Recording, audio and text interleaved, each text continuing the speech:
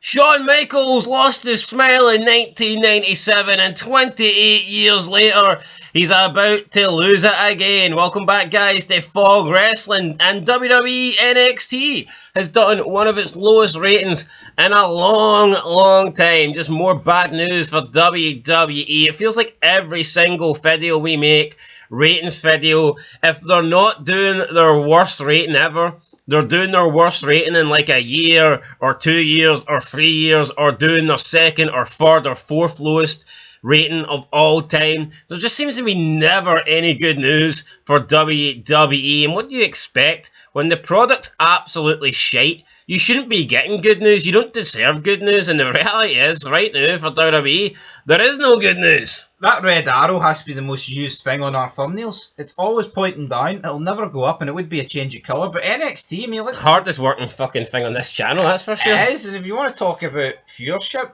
we are two people that do not watch NXT anymore. I never will again. Yeah, we don't count towards the CW network, but we certainly count towards like clips and the Netflix rate. But you guys definitely count towards the Fog Wrestling Network, so make sure you're liking this video, subscribing, commenting down below. There's also some channel tiers if you want to contribute financially and help us build an extension on the West Wing. So if you want to do that, then feel free to do it. But NXT, they need to build on their numbers. The numbers are down, and the numbers are down across the board, whether it be Raw, SmackDown, NXT. They just did the lowest rating there for Saturday night's main event in the history of it. So it's just bad rating after bad rating after bad rating. So can we be surprised to once again see NXT do another poor rating and do almost its lowest key demo number in 2.5 years?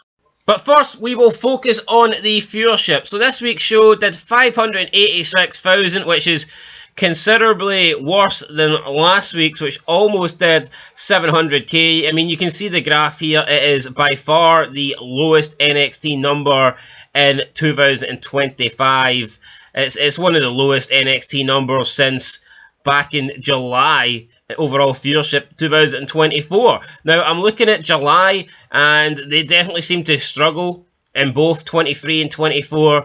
Maybe that is due to the holidays and whatnot, and maybe that's the days that NXT fell on back then. But still, 586,000. It's a very poor number, and I think this could be the new normal though for NXT. I wouldn't be surprised if over the summer this is what we see NXT sit at. It's just, I mean, do people really want to sit in on a Tuesday night and watch this? Is there any reason to watch it? You look at the current TNA main event scene. You've got Trick Williams, who's the champion. Did I say TNA? Yeah, you did say TNA. Well, it's a bit confusing because I got the partnership. I actually think TNA is a good thing to talk about, though. It's like TNA's viewership is fucking atrocious. So is it any surprise that when you bring in people for TNA, your ratings go down? As much as some people in TNA I think are alright. Can we actually? It's not like you're bringing in a company that's like equal ratings to you, and it's going to be a whole host of new eyes. I'm willing to bet, right? But that's the thing, that most people that watch TNA already watched NXT. Yeah. Like, let's say TNA's got 100,000 people watching Impact. Out of that 100,000, I would expect the majority of them to watch NXT anyway. Yeah. So there's not many potential new eyes for the product. Like the higher the views you've got, the more chance there is that they don't watch the other show. It's like back, obviously Nitro and Raw competed against each other, but obviously before TNA went, to Monday nights in 2010, there's going to be more people that don't watch the other show with the more viewers you've got compared to the 100,000 that watch TNA now. The less people that watch it means it's the same amount of people. Absolutely. So yeah, this week's show 586,000. Last week's show 595,000. So we're down 16% there, and a total of 109,000 viewers. This week's key demo was a 0.12. Last week's key demo was a 0.16. So down 25% in the key demo, losing a whole quarter. And if we look at the key demo, in terms of when was the last time they did a lower key demo, you have to go all the way back until March 2023. So we're talking almost 2.5 years since NXT had a key demo rating as low as this. And that's a long time ago. It's a long time ago, and another thing you got to talk about is the fact they're on CW now. This was supposed to be the Holy Grail, the 1 million club. It's a better network than what they were on before, and the ratings are just as bad as what they were before. It's crazy to actually think. I mean, CW, they did alright the first couple of weeks. Oh, we'll give you Orton, we'll give you Punk, but I don't think the NXT main event scenes have ever been as worse. Now, I'm not a big fan of Triple H's black and gold era, but I would be shocked if the situation back then looked worse than what we currently have, with this no-name Obafemi defending the belt against guys from Evolve. Oh, he took on Troy Martin or something. Fucking jobber. Took on a guy that is deaf. Fucking jobber. Inamura from Japan. Absolute jobber. Now it looks like he's taking on Josh Briggs. Jobber. The NXT title scene is atrocious right now. And then you look at the women's title scene. Jacy Jane. Probably the worst NXT women's champion of all time. And what is she doing? Feuding with a reject from TNA, Jordynne Grace, who just made the jump to WWE. And what is she doing after she defeats Jordynne Grace? Now she's feuding with another TNA reject who's still in TNA for a unified TNA title match. Like, nobody cares about TNA. No, you're right. I mean, I don't like black and gold, right? But I mean, you look around that time period, you had guys like Joe, Bobby Roode, Nakamura. As much as I don't like Zayn and Owens, right? I know it's a wee bit before, but they're just better than what you've got now. Like, Obafemi is just... He's boring as hell, man. See Obafemi, he's just one of those guys that needs an opponent that's better than him. To work. And he's not got many of them in NXT. To me, him and Gunther just feel very similar. In a way. But yeah, nah... Like that probably will be the saving grace for Obafemi. He'll think, well, if Gunther can make it, why can't I? But you look at that Great American Bash. I mean, who is tuning in for Obafemi versus Inamura with Josh Briggs as the interpreter? Not us. Not us. I couldn't bother my arse with it. Anyway, let's get into the clips. Alright, so the highest viewed clip of the week was The Undertaker Player. Turns out Taker wasn't there, but what we did have was Trick Williams throwing shade at the dead man. Now, he is standing talking to some guy who's bigger than him, so therefore, this guy must be pretty decent in size, must be like 6'5", 6'6", because pretty sure Trick Williams is a decently sized boy. But Trick Williams is looking up at this dude, thinking, who the hell are you? And I have to assume that he must be somebody from Evolve, and he must be one of Taker's little pet students or something like that. I mean, it looks that way, and I tell you no. And that's the only reason it's got 235k views. I did see an Undertaker tweet saying he's going to be there next week to confront Trick Williams, but I actually can't believe what's happened to The Undertaker. See, the first couple of years after he retired, he was going into like pop culture, doing interviews and shit. He was here. Remember he presented like he was mainstream. Remember he presented the trophy to Ronaldo in Saudi Arabia and shit like that, full attire and all. See now, man, he feels like it. And I can't believe I'm saying it. He feels like a diddy, man. And what's happened over the past couple of years? What's the difference between Taker for a few years ago and Taker now? Oh, is it a big nosed twat? Triple H? I just couldn't imagine McMahon having The Undertaker, his prized possession, coming out and putting over Rhea Ripley like that. Yeah, and it's not only that, folks. It's like Undertaker being a judge on LFG. Pretending, sitting there on the Michelle McCool and fucking podcast. But look at the way McMahon was using Taker. Like that time he came out and chokeslammed LA Knight, and he had that like little subtle word with Bray Wyatt, but you don't know what he said to him. And people are like, oh, he's putting him over. But, you don't actually see it. You don't actually know what he's doing. In comparison to that Rhea Ripley thing where he comes out and holds her hand up, man, just like fucking fanboying for her. Just disgusting. Cringe. Oh, this is her yard now. Anyway, Taker gets 235k despite not being even in the clip. I guess if he comes back next week, he'll be the highest viewed thing on NXT, but it's just sad that Taker's willing to actually make appearances, but we don't get to see it on Raw or SmackDown. We get to see it on this shite. No, it is tragic, folks. It's sad. Cinematic matches, come on. Wrestling's it's done.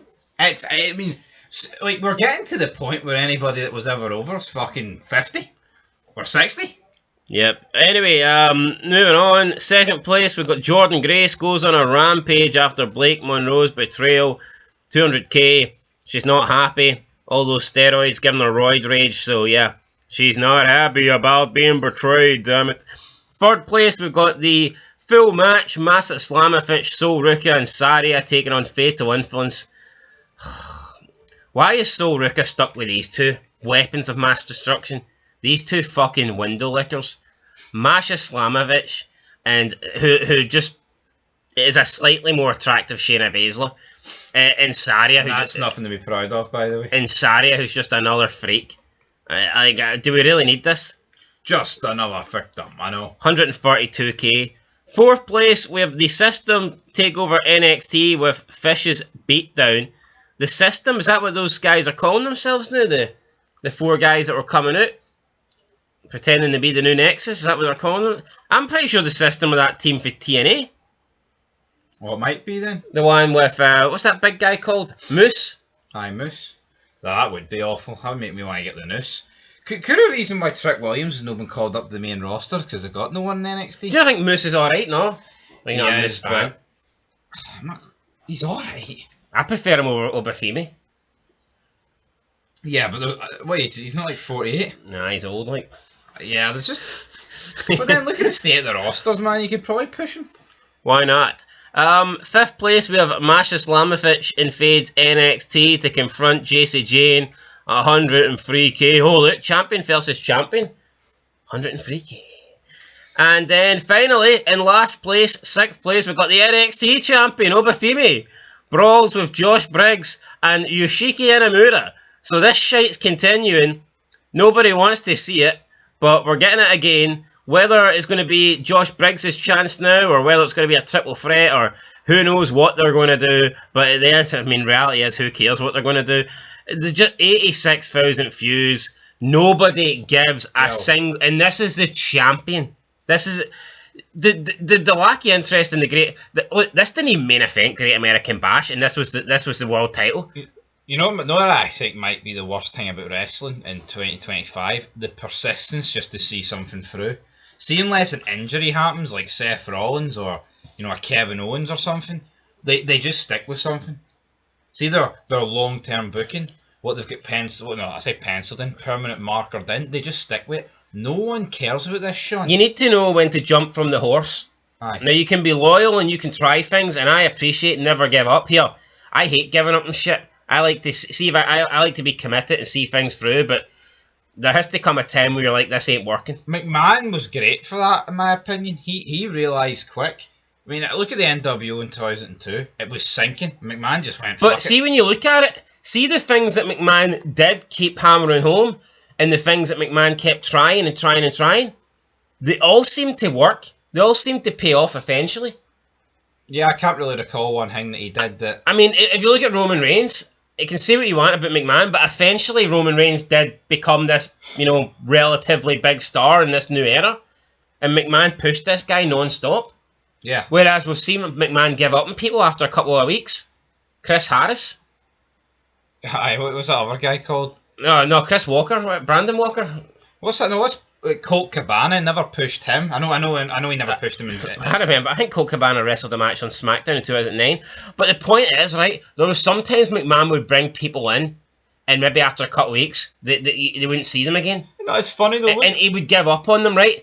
But it's like, there was a lot of times where McMahon would keep pushing people and pushing people and pushing people. But when you look at it, with hindsight, the people that McMahon constantly kept pushing eventually did get over.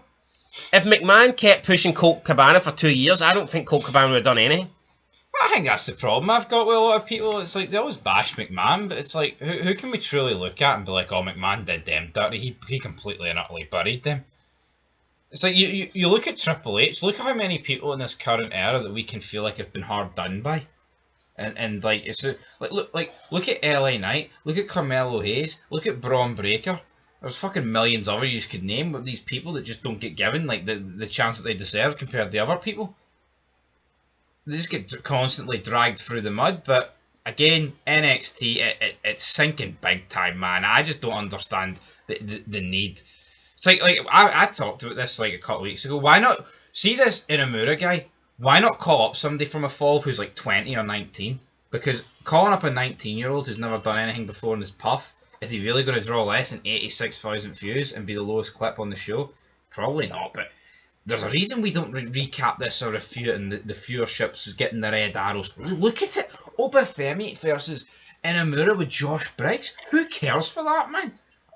I mean, a couple of years ago, you're getting like Braun Breaker, Dolph Ziggler, guys like that. Yeah, the main this. event scene was pretty decent. Yeah, you look at it now, it's pretty fucking garbage. It is what it is. It needs to go. Doesn't. And people are saying it's great just because they've got this partnership with TNA. Who cares? It's a bunch of jobbers. See if WWE had a partner here. Look, see how pish ECW was in 2010 that closed down. See ECW, the third brand. See if ECW created a partnership with TNA back in 2010. Maybe that would have saved ECW. That would have been a reason to get excited. Aye. There's nothing to get excited. Oh, TNA is just TNA by name at this point. There's fuck all about TNA that resembles the glory days. There's nothing. It's just like WWE. WWE is just a name these days. WWE's got nothing. There's nothing about WWE that would remind you of the way the company was 20 odd year ago. Nothing. It's a shell of its former self. And people are just getting excited. Oh, but NXT and TNA is a company that's got even more fucking bums than WWE. So why the hell would you be excited about that? Yo, WCW and ECW, right, have been dead for decades. NXT would benefit more from a partnership with those two than it would current TNA. TNA's done. Honestly, the way TNA's been treated since this partnership came into fruition, it's nothing short of disgusting. But these marks will just bum like Triple H and TKO. I mean, they'll bury McMahon for what he did in the Invasion and what he did with ECW, but it's like McMahon did more with WCW and ECW than I thought. Like, honestly, looking back, he probably thought he ever would have. Yeah, no, he gave some guys a chance. He put some guys over, made them part of the roster, bought them out of contracts, gave them a place. I mean, see McMahon, see when he kicked off that 26th of March 2001 edition of Raw, and he like fired Jeff Jarrett. What was stopping him from fucking firing every single one of them? Double J, G-O-N-E, gone. Yeah, anyway guys, we're going to be gone now because talking about NXT is just not good for your health. It's not, man. And, I mean, I know Taker's on it next week, but I, quite frankly, couldn't give two shits. So, you might watch the clip. No, it's sad. I remember once upon a time seeing The Undertaker come out, man. It was a must-watch show. You sat up and you paid attention. Comes out now, I'm like, I won't even give it a second thought. Yeah. Of looking at it. But we know that's the wrestling effect. But we ain't getting The Undertaker. We're getting Evolve trainer Mark Calloway. But that's the problem with modern wrestling. It's like The Rock, last couple of appearances there was a period there where The Rock barely appeared in wrestling. See the last couple of Rock appearances, we haven't got The Rock, we haven't got Dwayne Johnson, we've got the TKO guy on the board. Yep. Who the fuck wants that? It's wrestling, we want the characters. I don't want a board member. I know. McMahon almost did it perfectly where he played Mr. McMahon, who was the leader of the board, the head of the board, the owner of the company. Funny enough, a board is boring. Aye, anyway guys, that's it. Till next time, peace.